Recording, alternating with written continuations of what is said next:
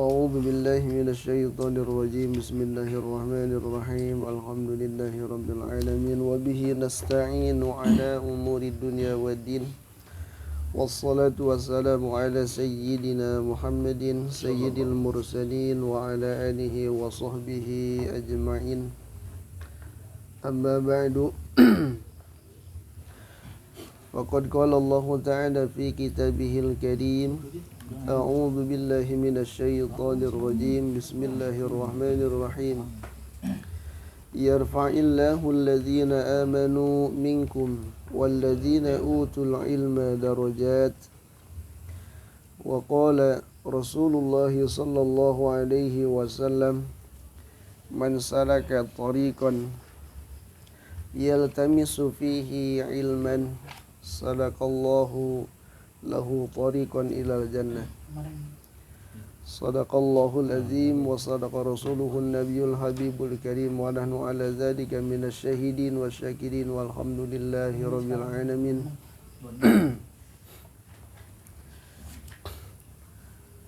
Pertama-tama mari sama-sama kita memanjatkan puja dan puji syukur kehadirat Allah Subhanahu wa taala. Salawat beserta salam semoga tercurah limpah keharibaan baginda Nabi besar Muhammad sallallahu alaihi wasallam dan kepada para keluarganya, para sahabatnya baik sahabat Ansarin maupun sahabat Muhajirin. Berikut kita semua sebagai umatnya, semoga kita pun nanti di yaumil qiyamah berhak mendapatkan syafaatul uzmanya, amin ya Allah ya rabbal alamin. Alhamdulillah wa syukru ala ni'amillah. Pada malam hari ini, pada saat ini kita masih diberikan oleh Allah kenikmatan, terutama nikmat iman dan Islam, sehat walafiat yang diiringi dengan nikmat kesempatan sehingga kita semua mampu berkumpul, bermuajahah dalam rangka ngopi, dalam rangka ngopi, ngobrol perkara iman, ngobrol perkara Islam, ngobrol perkara ihsan. Semoga obrolan kita pada malam hari ini bermanfaat, Allah ridhoi, dan juga Allah limpahkan kepada kita semua taufik dan hidayahnya, inayahnya, dan juga Allah tetapkan keimanan keislaman kita sampai akhir hayat kita, dan Allah wafatkan kita semua dalam keadaan husnul khatimah, amin ya rabbal alamin. Allah jadikan anak-anak kita, keturunan kita solih solihah, beriman kepada Allah, beriman kepada Rasulullah sallallahu alaihi wasallam, dan juga Allah limpahkan kepada anak-anak kita, keturunan kita ilmu yang bermanfaat. Yang lagi belajar Allah mudahkan belajarnya. Amin Allah. Yang lagi berada di pondok pesantren Allah mudahkan urusannya dan Allah berikan ilmu yang bermanfaat, dan juga Allah mudahkan segala urusan kita, baik urusan dunia terutama urusan akhirat, amin ya rabbal alamin. Baik jemaah sekalian yang dimuliakan oleh Allah Subhanahu wa taala, kita lanjutkan obrolan kita.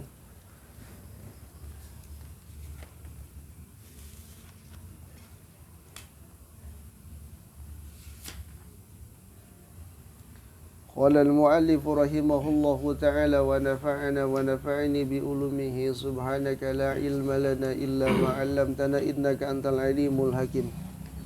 Rabbi zidna ilman warzuqna fahman wasi'an. Rabbi zidna ilman warzuqna fahman wasi'an. Rabbi zidna ilman warzuqna fahman wasi'an. Allahumma aftah lana futuhal arifin, Allahumma aftah lana futuhal arifin, Allahumma aftah lana futuhal arifin birahmatika ya arhamar rahimin. Faslun, ini fasal yajibu ala waliyyi sabiyyi was-sabiyyati al-mumayyizaini ayyamurahuma bis-salati wa yu'allimahuma ahkamaha ba'da 7 sinin wa yadribahuma ala tarkiha ba'da 10 sinin ka sawmin ataqahu wa yajibu alaihi aidan ta'limuhuma ma yajibu alaihima wa ma yahrumu wa yajibu ala wulatil amri qatlu tarikis shalah kaslan illam yatub wa hukmuhu muslimun wa yajibu ala kulli muslimin amru ahlihi biha wa qahrihim wa ta'limihim arkanaha wa syurutaha wa mubtilataha wa kullu man qadara alaihi min ghairihim. Pasal berikutnya menjelaskan mengenai hal-hal yang wajib kepada sahibil wilayah.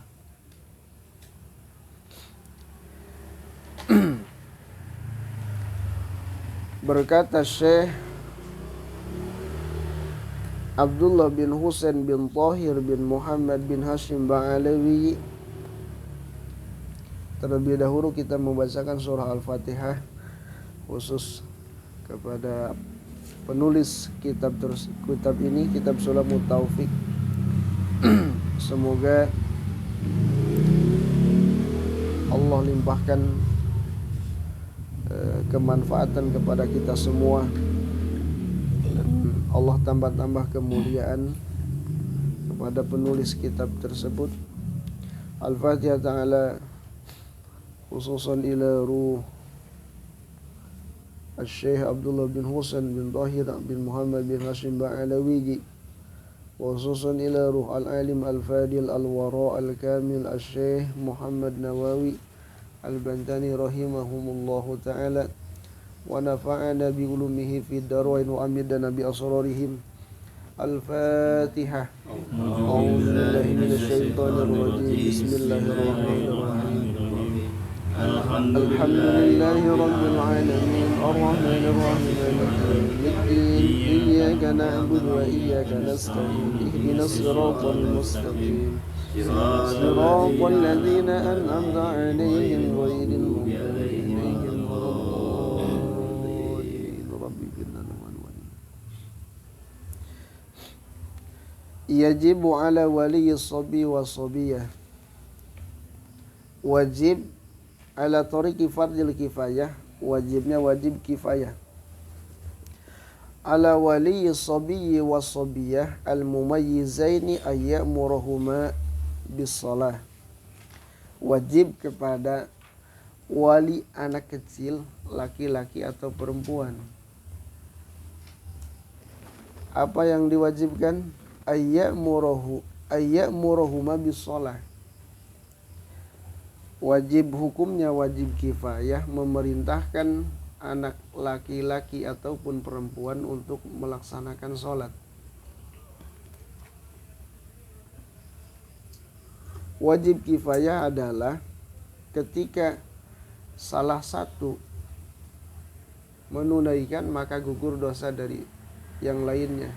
Contoh, orang tua itu wajib memerintahkan anaknya maupun laki-laki ataupun perempuan untuk menunaikan sholat.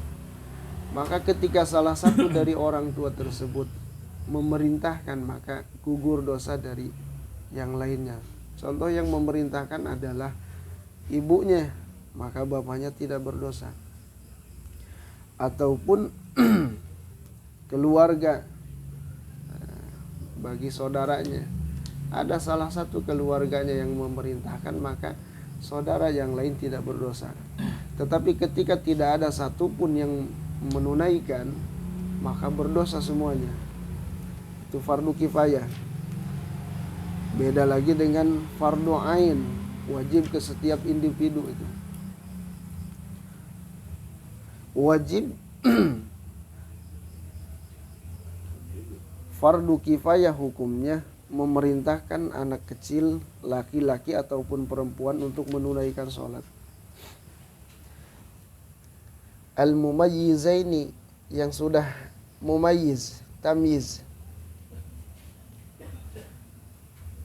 Walau qadaan, walaupun sholat tersebut sholat qada. Misalkan anak tersebut meninggalkan sholat, wajib perintahkan untuk mengqada sholat tersebut.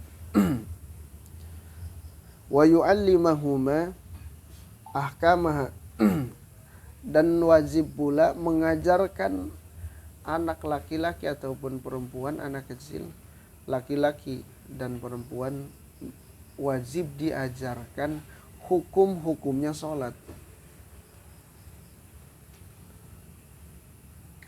Mana contohnya? Syarat-syaratnya sholat,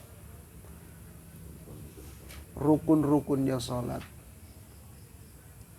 Rukun sholat, syaratnya sholat apa, rukunnya sholat apa.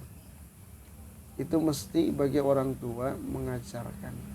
Nah, ketika orang tua tidak mampu mengajarkan hal tersebut, maka berkewajiban orang tua menghantarkan atau mengantarkan anaknya kepada orang yang mampu mengajarkannya. Contoh, diantarkan ke pengajian. Itu mesti, itu wajib. Secara mutlak kewajiban orang tua. Tapi karena orang tua tidak mampu menunaikan hal tersebut, maka wajib orang tua mengantarkan anak tersebut kepada orang yang memang mampu mengajarkannya. Ba'da tamami sab'i sinin, anak tersebut laki-laki atau perempuan wajib diperintahkan untuk menunaikan sholat, wajib diajarkan hukum-hukumnya sholat, rukun sholatnya, syarat-syarat sholatnya. Ketika anak tersebut berusia atau berumur 7 tahun, wajib tuh. Anak umur 7 tahun perintahkan sholat. Anak umur 7 tahun kewajiban untuk diajarkan syarat dan rukunnya sholat.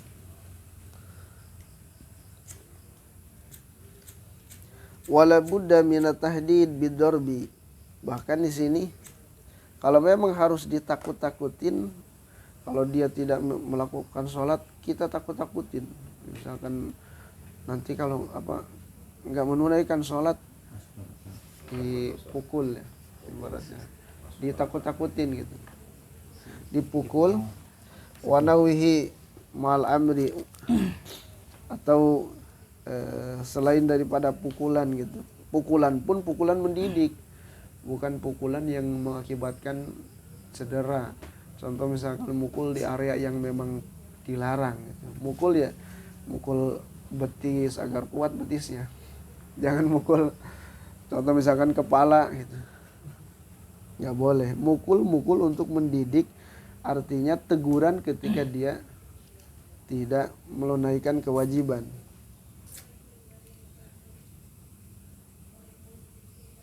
Wal muradu bil wali, yang dimaksud dengan wali di sini siapa? Kullun min abawaihi wa in aliya.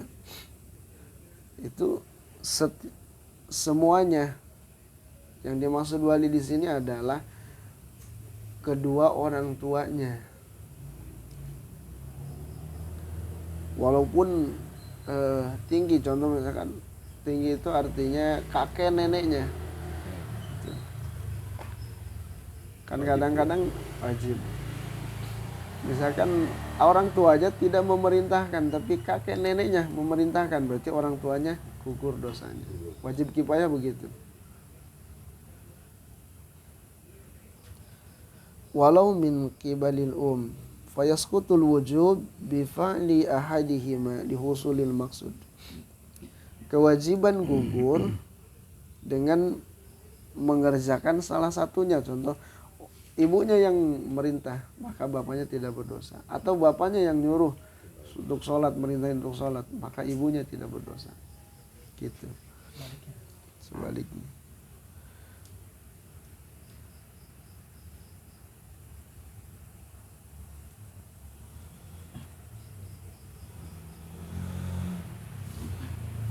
wa yadribahu ma'ala tarkiha, dan memukul seorang wali tersebut kepada anak laki-laki dan perempuan ketika umur berapa? Asyri sinin, setelah umur 10 tahun. Walaupun belum balik ya. Beda lagi nanti. Balik itu kalau perempuan, kalau perempuan itu kalau memang dia subur 9 tahun ada yang sudah balik karena ada yang sudah haid gitu. Kalau laki-laki kan ada tanda balik itu, mau perempuan mau laki-laki dia tersebut kategori balik jika sudah mimpi basah. Kalau perempuan sudah haid, itu laki perempuan sama tuh. Ketika laki-laki sudah mimpi basah itu umur 10 tahun, mau umur 9 tahun, udah mimpi basah berarti balik. Ada dilihat dari umurnya 15 tahun. 15 tahun Belum. itu udah balik. Sudah balik. Kalau sudah umur 15 tahun, andai kan dia belum mimpi basah, tetap balik hukumnya. Tapi udah 15 tahun itu udah pasti dia. Sudah ini. Walaupun belum ada gejala itu ya. Iya, kalau dilihat dari umurnya 15 tahun, itu umur sudah balik. Nah, diperintah dipukul ketika meninggalkan sholat sesudah umur 10 tahun. 10 tahun nih anak ninggalin sholat, boleh dipukul.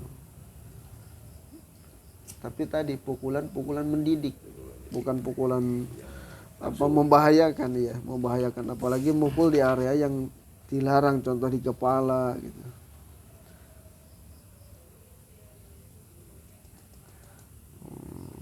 Ba'da asyri sinin.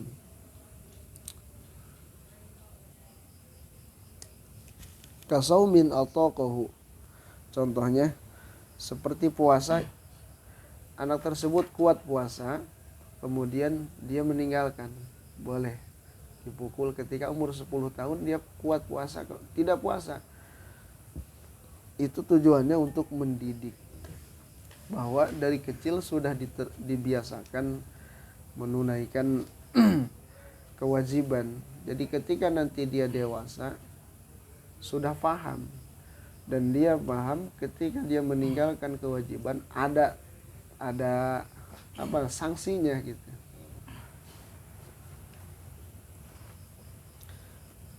Wa yajibu alaihi aydan ta'limuhuma ma yajibu alaihima wa ma yahrum. Dan wajib pula kepada anak laki-laki dan perempuan yang masih kecil, wajib kepada wali untuk mengajarkan hal-hal yang wajib baginya. Contohnya tadi sholat, puasa, zakat, haji, wajib diajarkan. Bahkan rukun-rukunnya tadi, syarat-syaratnya, syarat puasa, rukun puasa, syarat sholat, rukun sholat.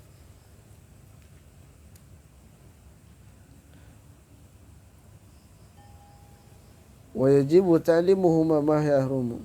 Dan wajib juga mengajarkan anak tersebut hal yang diharamkan oleh Allah. Wala yantafi bidzalikal wujub illa al-bulugh ma'ar rusdi. Wa ujratu ta'limihima dzalika kal Qur'an wal adab fi malihima thumma ala abihima thumma ummihima, fadahu Ibnu Hajar.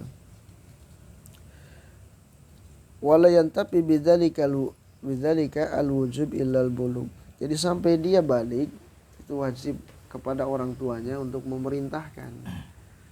Makanya anak kecil itu ketika menunaikan sholat, menunaikan puasa, sebelum balik nilainya masih buat orang tuanya. Kalau belum balik ya. Tapi sesudah dia balik, maka kewajiban atau kebaikan yang dia tunaikan, dirinya lah yang mendapatkan pahalanya. Nah, orang tua mendapatkan pahalanya dari tadi itu mengajarkan anaknya untuk memahami kewajiban, untuk mengetahui keharaman. Kalau anak kecil berbuat dosa, terus orang tuanya yang nanggung.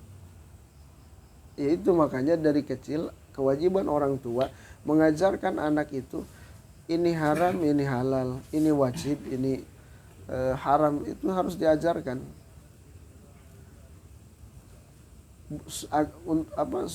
Kenapa harus diajarkan? Agar kelak nanti ketika dipinta pertanggungjawaban, orang tua sudah mengajarkan anaknya, maka orang tua tidak kebawa ketika anak tersebut tetap juga melakukan keharaman, meninggalkan kewajiban. Karena orang tua sudah menunaikan kewajibannya, mengajarkannya.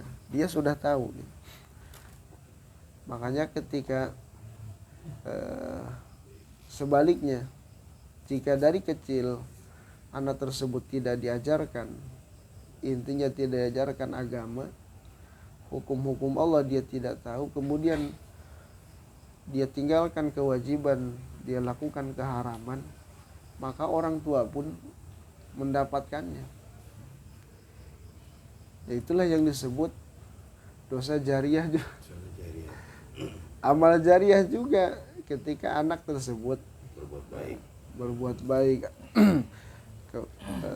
Artinya kewajiban ditunaikan, keharaman ditinggalkan. Di samping dia mendapatkan nilai, orang tuanya pun mendapatkan nilai. Tetapi bedanya kalau orang tua sudah menunaikan kewajibannya tadi, mengajarkan dari kecil, umur 7 tahun diperintahkan sholat, 10 tahun sampai ketika dia meninggalkan dipukul, maka orang tua terbebas daripada kewajiban tadi. Maka ada pertanyaan, apakah ada orang tua yang durhaka? Kalau ada anak yang durhaka, apakah ada orang tua yang durhaka? Ya itu tadi ininya. Terus gini, saya nanya gini, kita kan udah berkeluarga nih. Iya. Apakah dosa-dosa kita masih tanggung jawab orang tua kita? Tidak. Tidak. Iya. Setelah kita udah berkeluarga. Iya. Jangankan sudah berkeluarga, sudah balik itu sudah, karena kewajiban yang kita tunaikan, kebaikan itu buat kita pahalanya.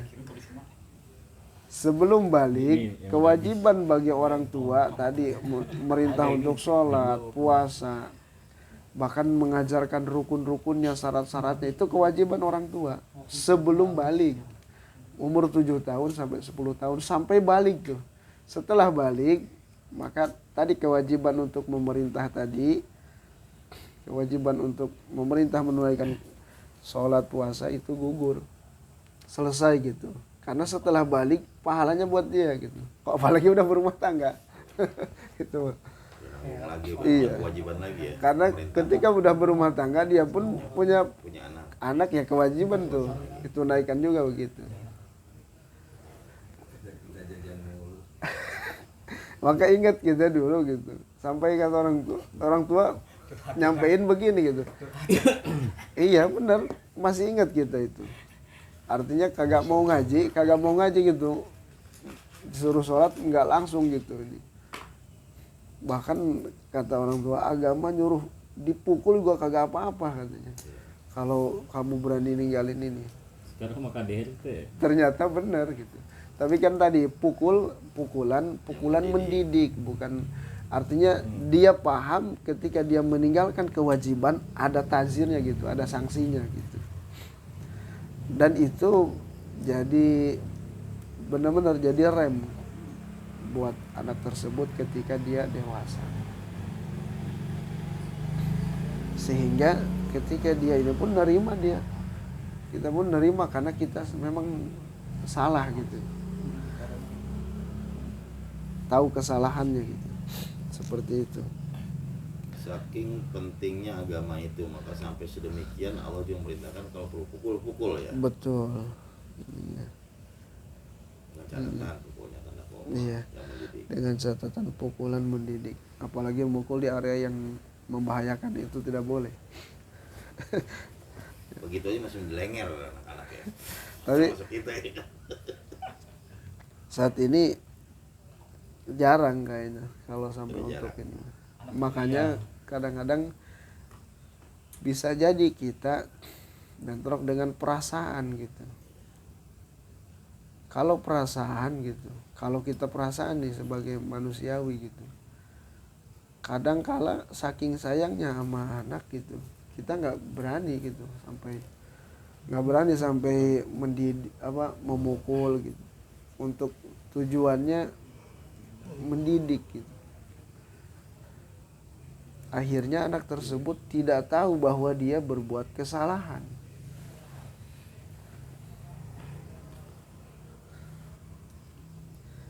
Jadi apapun yang ditetapkan oleh agama, walaupun terkesan di perasaan kita ini kagak ini, Enak. pasti ada hikmahnya gitu. Contoh mukul kan secara ininya kan tega bener dipukul gitu kan secara ininya. Tapi tadi kita mukul tujuannya bukan mukul karena emosi karena ini, tapi mukul tujuannya mendidik bahwa dia agar dia tahu salah gitu. Dan pentingnya agama itu ya. Dan itu nomor satu, pentingnya yang diperintahkan itu ditunaikan. Baik, lanjut. Wajibu ala wulatil amri qatlu tariki shalah. Masyaallah. Wajib kepada wulatil amri, pemerintah ini. Wajib kepada wulatil amri minal imam aw naibih itu.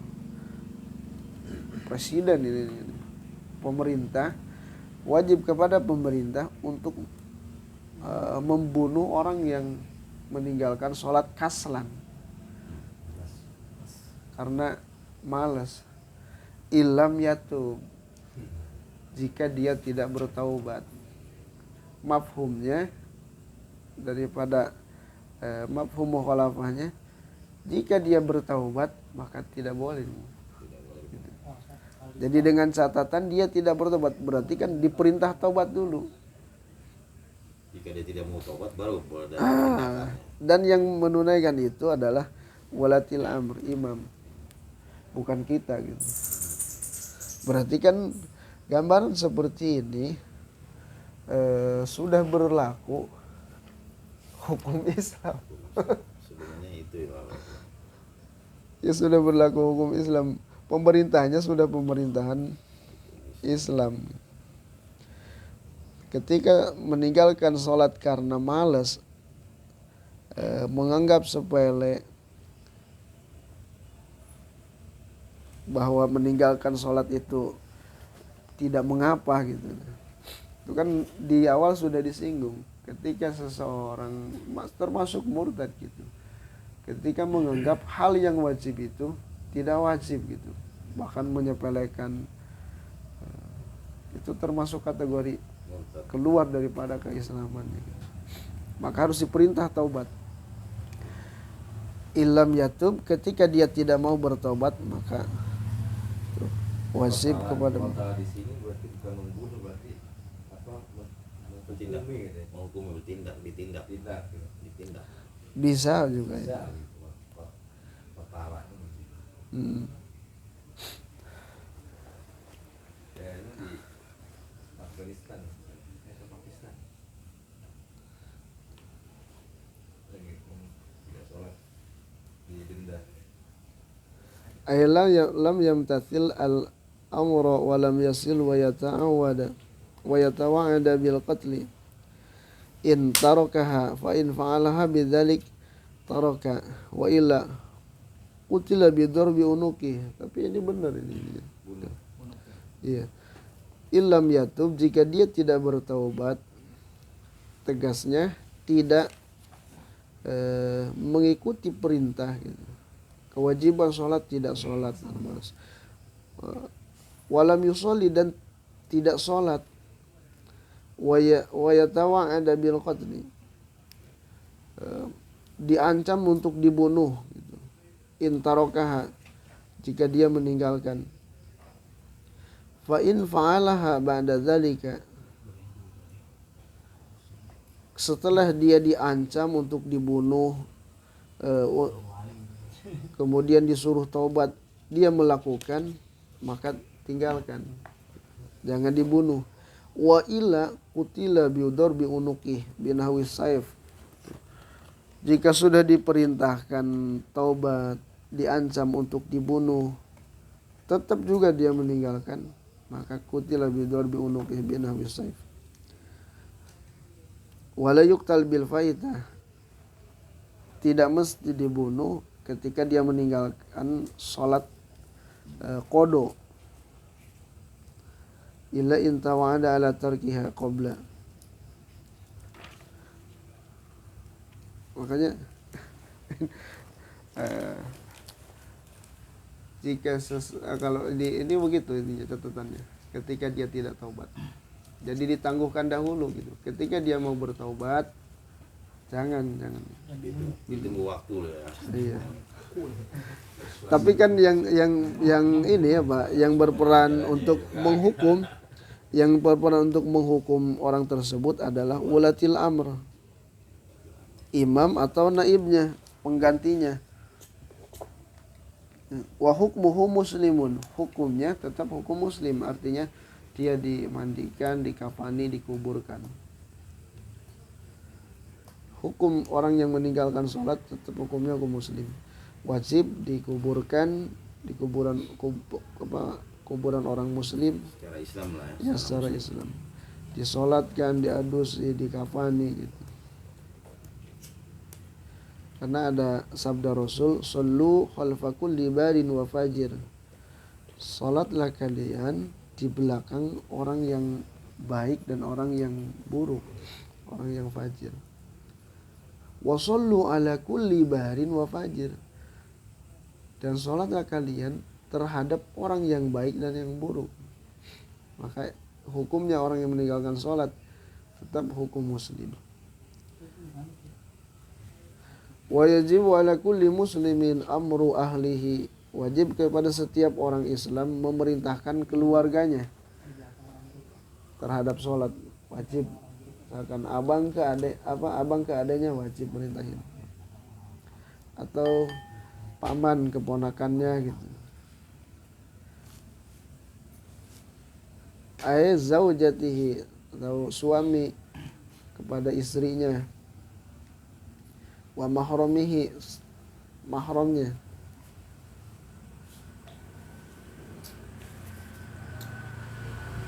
Wajib untuk diperintahkan untuk sholat.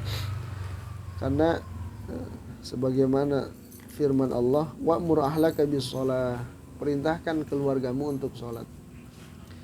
Wa quhrihim, bahkan wajib memaksanya. Iya. Bahkan wajib memaksanya untuk menunaikan. Wajib dipaksa tuh agar dia menunaikan sholat.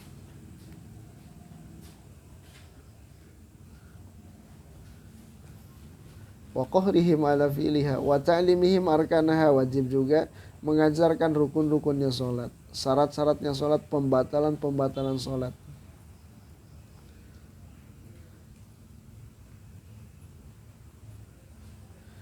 Wa yajibu al-amru wal qahru wa ta'lim aydan ala kulli man qadara alaih. Wa kulli man qadara alaih itu. Wajib juga memerintahkan, memaksa, mengajarkan terhadap orang yang memang punya kuasa. Punya kuasa. Min ghairihim al-madkurin minal wali wa wulatil amr wazawaj wajib mahram itu. Orang misalkan suami, dia punya kuasa untuk memerintahkan istrinya, perintah untuk sholat. Wajib ya. Iya. Tapi kalau saudara bagaimana? Paksa juga, kalau perlu dipaksa, paksa gitu. Iya. Kalau itu Saudara dalam, sama juga. dalam lingkup keluarga, Iya. orang intern Misalkan lah, inti, abang nyuruh ke adiknya, ponakan atau gimana. ponakan ya, paman menyuruh ponakannya gitu. Imbasnya kita ada imbas kalau dia berbuat kejelekan gimana ke kitanya? Misalkan Itu keponakan, tadi hukumnya itu kan dari awal wajib ala thoriqi fardil kifayah, wajib fardu kifayah. Ketika salah satu misalkan ponakannya nih, paman si A saja nih yang menunaikan, maka paman-paman yang lain nggak berdosa. Tapi ketika tidak ada satupun paman sama ponakannya nggak ada yang peduli, membiarkan semua, maka dosa Semuanya. Iya, gitu. Fardu kifayah. Jadi Contoh fardu misalkan- kifayah itu tidak untuk hanya orang inti aja ya, Iya, tapi di fardu luar kifayah dari itu. itu masih sanak saudara masih berlaku. Tidak ke setiap individu wajibnya kalau fardu kifayah itu. Tapi yang punya kuasa Contoh kan paman kan beda dia gitu ya. dia bisa untuk memerintahkan ponakannya. Misalkan ponakannya belum nggak sholat, diperintahkan untuk sholat. Nah, Pamannya yang nyuruh pak. Hah? Kan yang nyuruh pamannya. Kebalik. Tapi kalau dengan orang luar di luar dari putus nah kalau paman saudara, kenapa? misalkan Oh enggak itu. nggak ada ya, nggak Dia masuk. lain lagi wilayahnya. Wilayah. Wilayahnya wilayah dia juga kan dia punya saudara juga. Misalkan Jadi kasusnya begini, kasusnya kalau di sini kan dalam kataan pemimpinnya kan punya kuasa ya, itu orang punya kuasa. Ini kita di rumah kita nih misal begini nih, di rumah ini, ya kan? Ini Iya. kita tidak ada yang sholat nih, kelihatan nggak sholat. Wajib Wajib, sih tuan iya, rumahnya. iya. Walaupun itu bukan ada persaudaraan. ya. iya, itu masuknya amar Amar ma'ruf ma'ruf nahi munkar ini. Karena man ra'a minkum munkaron itu maksudnya. Gitu ya. Jika di antara kalian melihat kemunkaran ya tadi meninggalkan kewajiban gitu. Wajib itu. Kalau kita mampu dengan tindakan gitu, tindakan atau nggak mampu dengan tindakan ucapan, maka tidak cukup merubah kemunkaran tadi, menghilangkan kemunkaran. Kalau dia mampu dengan tindakan, pakai ucapan gitu, harus dengan tindakan gitu. Tapi kan ada masing-masing ranahnya gitu. Kembali Kita dampaknya. mampu ucapan, berarti kita harus ngomong tuh, Ngomong. perintah ya. Dampaknya. Nggak cukup diam gitu, Iya. inkar gitu. Udah kita perintah lah, udah dengan Iya. tindakan apa. Contoh tanggung tadi jawab. misalkan ada di rumah kita ini orang kagak sholat. Kita kan Berarti yang punya ini dong kuasa iya, lah. maka wajib bagi kita, mesti bagi kita memerintahkan orang tersebut untuk sholat. Atau sebaliknya, bukan sebaliknya, dia melakukan keharaman gitu, wajib tuh bagi kita Wajib. mencegahnya. Seandainya tidak kita sudah melakukan itu tapi dia tidak mengindahkan gitu. Nah, dampaknya dapat nggak nih? Dampak efek Kalau jeleknya? kita secara dosa kalau sudah ditunaikan kagak. tidak putus ya. Putusnya. Kita mau Makanya tadi kita mau bahkan langit, kalau sholat nih, kalau tidur subuh nggak dibangunin, close terus. Ya, lagi tuh. Ntar dulu itu dulu. nah ini Pak Haji, apa lain ini kan maksudnya ranah apa namanya Nah, perintah. syariat begitu disiplin Pak Haji, disiplin syariat Pak. Makanya itu adalah keadilan Allah. Kalau berbicara itu berbicara kemurahan Allah, keadilan Allah yang begitu. Pokoknya makanya dari awal sudah disampaikan gitu. Orang yang beriman gitu udah pasti kan itu pasti masuk surga, itu pasti. Hanya tadi ada keadilan Allah gitu. Ketika kita lalai terhadap kewajiban, lalai itu ada keadilan gitu. Nah tapi bisa jadi seseorang yang lalai dalam kewajiban atau menunaikan keharaman, bisa jadi dengan kemurahan Allah dia tidak disiksa tuh, seperti itu Pak Haji. Bisa jadi gitu. Jadi jangan pesimis juga nih. Itu lain lagi tuh. Lain lagi tuh. Ya, belum. Langit udah. Langit itu. Ini kan Ini masih ada syariat dulu nih.